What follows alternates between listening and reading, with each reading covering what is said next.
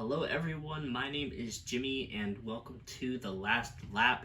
We have a bunch of stuff to talk about today. A bunch of news came out throughout the week, and we have to talk about Kansas this week for the Truck and the Cup Series.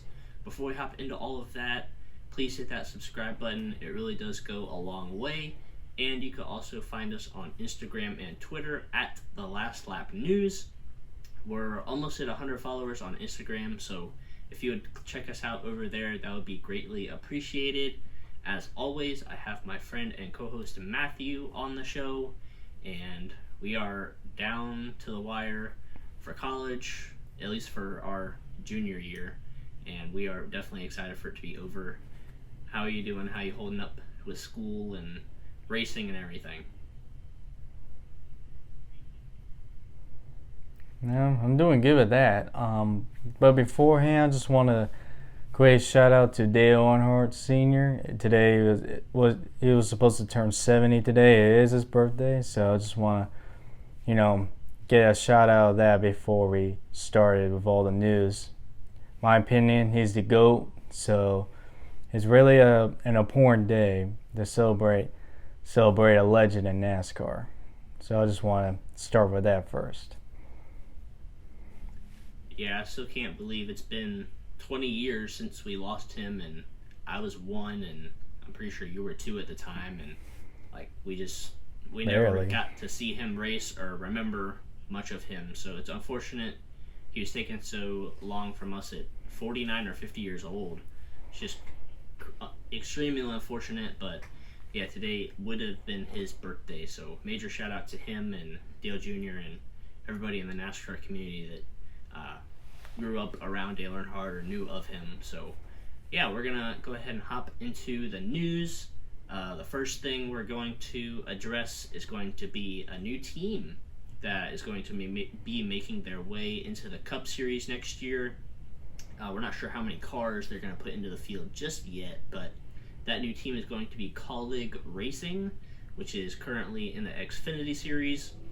One of the better teams in the Xfinity Series. I wouldn't call them a super team in like NBA standards or whatever, but they're a very good team. And they have AJ Allmendinger, Jeb Burton, Justin Haley, and I think that's it. Yeah, those 3 drivers, right? Just those 3 full time? Yeah. Yep. Okay. Yeah. So, they're in the Xfinity Series with those 3 teams, and they announced that they will be trying to put together a Cup Series program for next season. Obviously, with the next-gen car coming out, more teams are going to try to come into the sport, and Colleague is one of them, so it'll be interesting to see who they decide to put in that car or cars if they do more than one car for next season in the Cup Series. My opinion, and this is probably Matthew's opinion as well, but I think they should put AJ Allmendinger in that car just because he has the most experience, and I think he would be a good fit, and it would be great to see him back in the Cup Series. So, Matthew, what do you think about this Colleague Racing announcement, and how many cars do you think they would put in, or what drivers do you think should be put in that car for next season? Well, it's not surprising to me that they're doing a Cup team. I think we already knew that was going to happen in the future. So it's no surprise to me. It's great to see that. As for the driver, I think AJ Allmendinger will be good just because the first couple of years he can help build this team. And then maybe in a couple of years they could put like Justin Haley in that car or even Jeb Burton or Kaz Grala in that car. But I still doubt at the same time just because of his age. And also, I don't think he wants to do go back to full-time in Cup. I think he'd rather stay in Xfinity. But we'll see. It could, Justin Haley would be good too, but I feel like he needs to prove it this year that he can win more than on restricted plate tracks because there's 3 wins at Xfinity so far on Daytona Talladega. So I wanted to see him prove that he can win on any other track, but that won't be a bad fit either, in my opinion. So, yeah, that's all my thoughts, and I can't wait to see how this team does for next year. And don't forget, Justin Haley does have a Cup Series win, but it's at a restrictor plate track, and that was rain shortened and all of that. And it was rain shortened. Yeah, and it was rain shortened, but he does have a Cup Series win. I mean, that's gotta be the most luckiest Cup win in history. It's definitely up there, but yeah. But he has a Cup win, and you can't take that away from him. So, yeah. Colleague racing in the Cup Series for next year. It'll be interesting for sure to see how many cars they have and what driver they announce to be put in that race car. So, moving on to our next set of news. It's a little bit of like a teaser kind of news, but there was some information and a few images leaked of the next gen car for next year online, on social media and everything.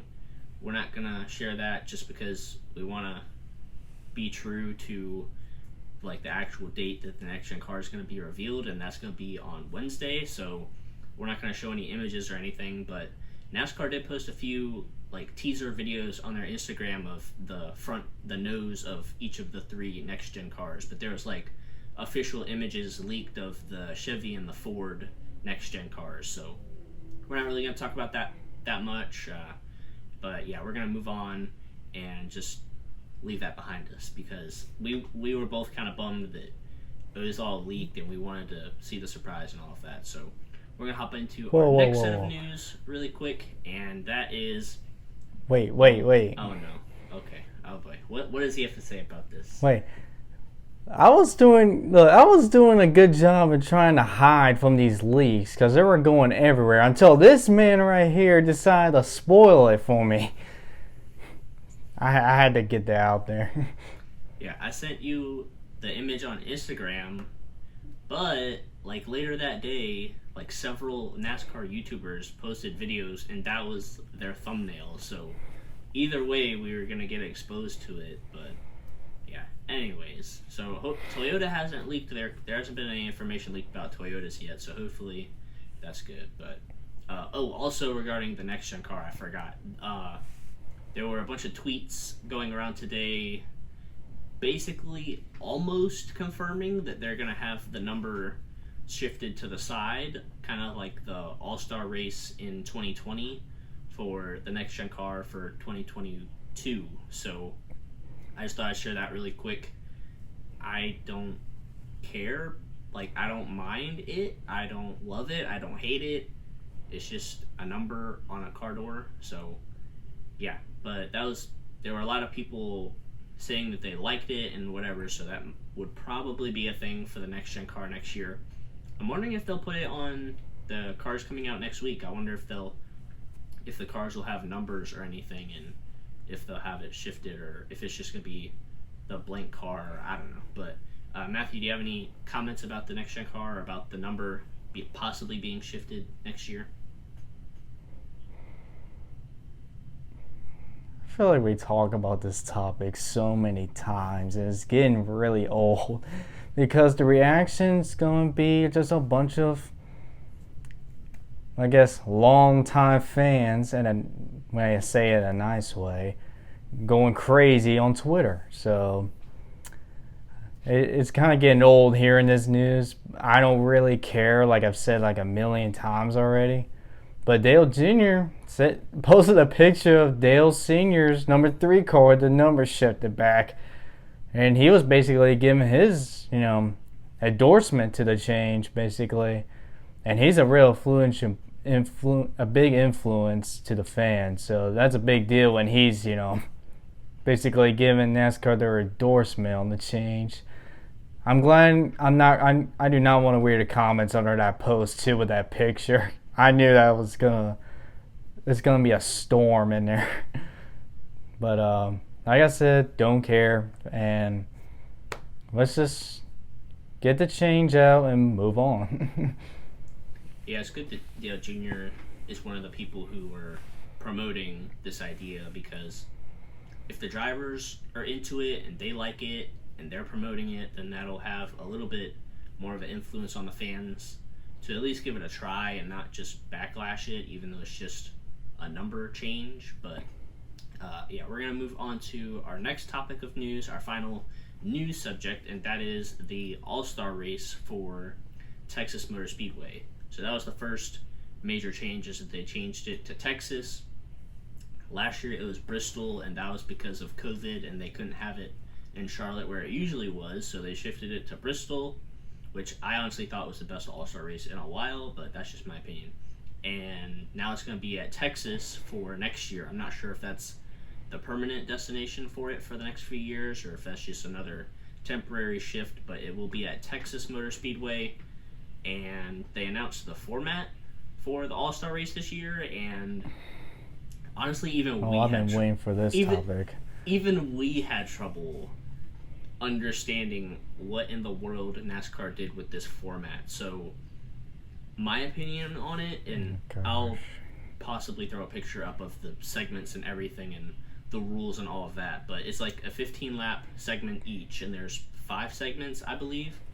And I'm trying to think, they're like, after 1 or 2 of the stages, they're inverting the lineups for starting positions to 8 through 12 based on a random draw, and all this weird mumbo jumbo stuff that's completely unnecessary. I feel like if you're going to invert the field, just do it all the way, or just do like a random draw to determine the lineup for a random segment in the race or something. But yeah, it's really weird, and I don't know why they would put this much effort into changing all this stuff around with the format of the All-Star race. It doesn't need to be rocket science. Like, if you're going to invert the field, invert the field. Don't make it random throughout certain positions. But I feel like it's going to be really confusing for almost every fan. Like, no matter what your age is, I feel like people are going to come into the All-Star race and watch it on TV and be like, why did this driver go from this position to this position just out of nowhere in a random draw or flip of the field and all of that? So, especially for younger fans, I feel like they won't understand it that much either. But yeah, NASCAR definitely, I don't even know, they done goofed with this All-Star format, and hopefully it's a one-time thing. So Matthew, I know you're licking your chops to talk about this topic, so what do you got to say about this new All-Star format? This is just bad. This is so bad. Like, it's already bad enough that it's in Texas Motor Speedway, one of the worst tracks on the schedule to have the All-Star race. It's already bad enough. But they just threw the whole book of how not to do an All-Star race into this. I mean, inverting the running order, and why is that necessary? Why do we have to do? I just don't understand why we gotta make the All-Star race so complicated and so confusing to the point it's not even fun to watch. I mean, yeah, it was all good when they had just the 3/4 dividing stages, and that's it. I think that was just fine how it was. But then they gotta do all this weird mumble jumbo, and it's just, why? And then I heard they changed the package a little bit from the engine, decreasing the horsepower a little bit. So basically, it's going to be a mini Daytona, basically. Wide open throttle the whole time. And that's just added to the pile. I mean, I know the All-Star race the past few years have gone in decline, but this All-Star race might be just a nail in the coffin here, because I don't see how this race just gonna be an instant classic like the ones of the past. So I do hope this succeeds. I'm not just gonna bash on it and hope it fails and all. I hope it succeeds, because I want to see the All-Star race, being great again. I mean, we haven't had a good or memorable All-Star race in a long time, it seems like. Well, in my opinion. I mean, you may have one All-Star race this last decade that was memorable, but for me, it's been a long time. But so I really hope it does succeed. But if it doesn't, I'm not going to be surprised at all. Because I definitely feel like this was Steve O'Donnell's idea. I can just tell. This has Steve O'Donnell written all over it. I mean, that man's known for making some wacky decisions sometimes. But anyway, I hope it succeeds. But we'll see when we see it. But as for the open race, it's always going to be awesome as always. Those races never fail, it seems like. So I'll be counting the open races to get the good racing in.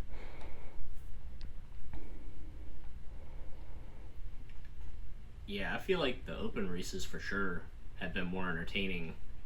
I remember there was one with Chase Elliott and Kyle Larson that they were beating and banging coming to the line and all that, and that was a good one. And Bubba Wallace was involved in a good one a few years ago. I was there for that one too.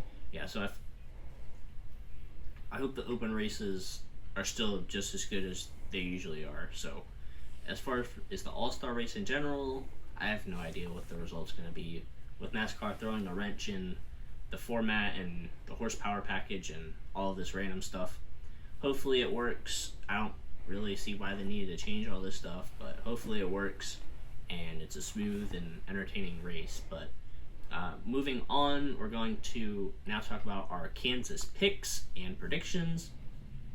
The truck and the cup race will be there this weekend at Kansas. Xfinity has the week off, so I got points last week, so I want to pick my cup picks first. So Matthew, you can pick your truck pick first. Well, we all know who's racing this weekend. He's back.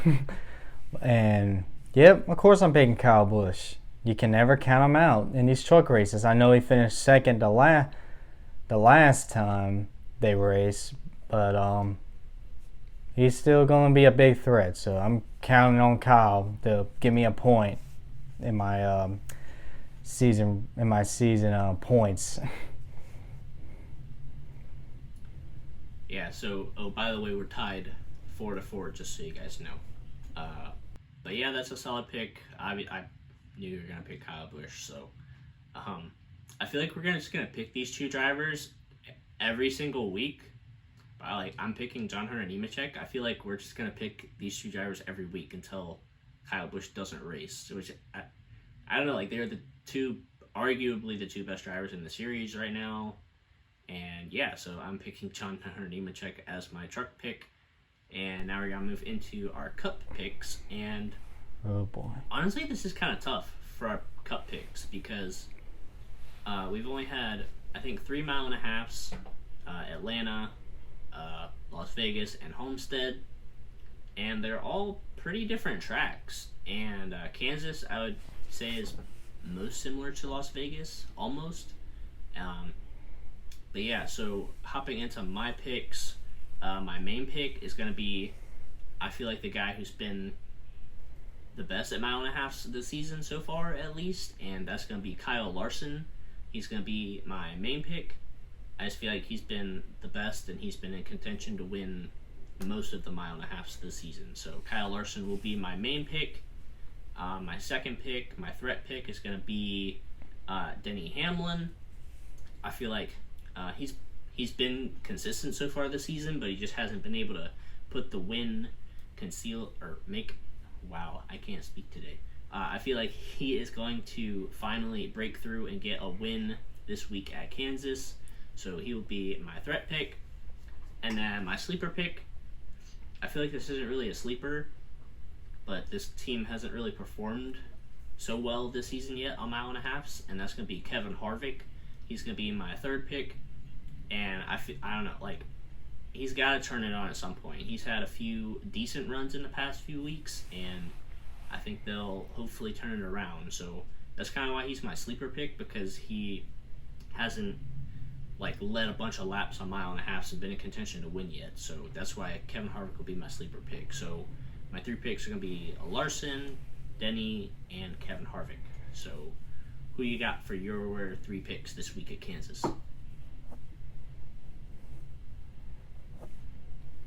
Let's see. As for my main pick, I'm going.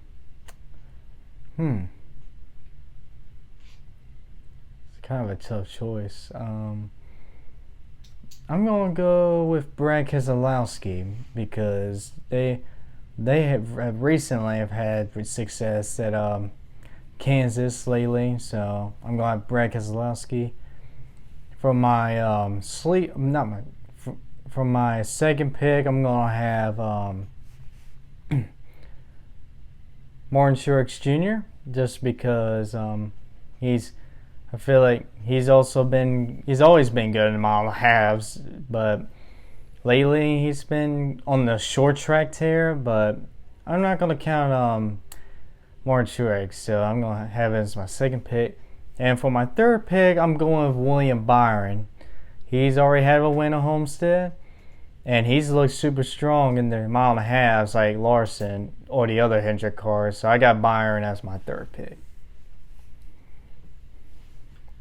Okay, those are all solid picks, and we've had 9 different winners through 10 races so far this season, which is absolutely incredible, especially with drivers like Denny Hamlin, Kevin Harvick, Chase Elliott, Kyle Busch not getting wins yet. So I'm almost leaning towards the fact that we'll have 16 winners going into the playoffs, but I'm not 100% sure yet. We might get another first-time winner for this season this weekend, or we might have our second repeat winner. I have no idea. This season has been unpredictable so far with winners. So, so that's going to wrap it up for this video. We hope you guys enjoyed it. A lot of news got broke this week. A lot of leaks as well. Let us know in the comments how you feel about the leaks of the next-gen car or whatever, or how you feel about the All-Star format. If you get it, because I'm still trying to comprehend it and I don't understand it 100% just yet. So we will have a video coming out on Monday reviewing all of the action from Kansas, and we will see you guys in the next episode.